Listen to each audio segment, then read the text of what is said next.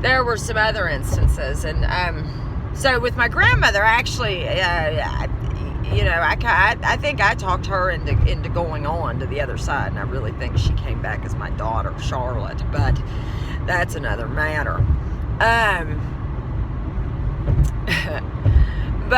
So then in 2013, Mary calls me again. And she's like, I don't know if this is going to make any sense. She's like, but there's a woman named Lisa. There's a lady that smells like cookies that I keep seeing. She's a royal bitch.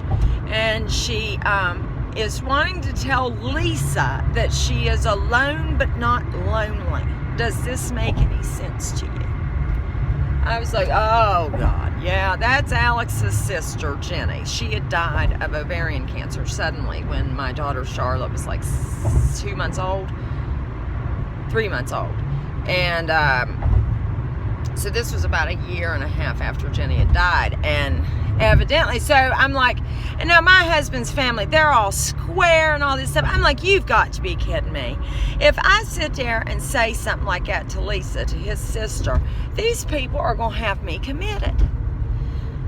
But something in me said, I've got to do it. I've got to message her. And so I sent her a message. I said, listen, now this might sound completely crazy, but I'm just relaying a message that I got from a friend.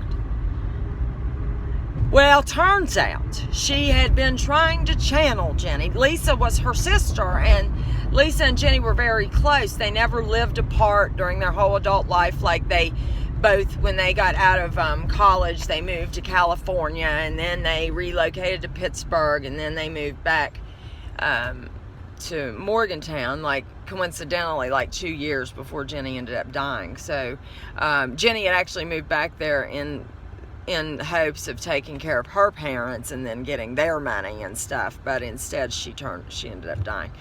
But yeah, she was a piece of work. But anyways, evidently she still is as a ghost. So I was just reminded of those experiences this morning.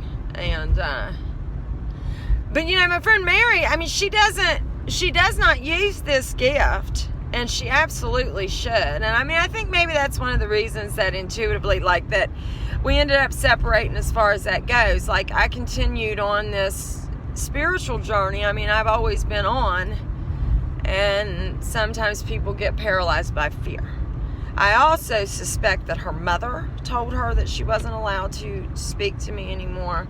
And Mary's very non-confrontational, and I suspect that she, listened to that. But I don't know. That's a touchy situation. That's a touchy subject. So, just wanted to share that. Have a good day.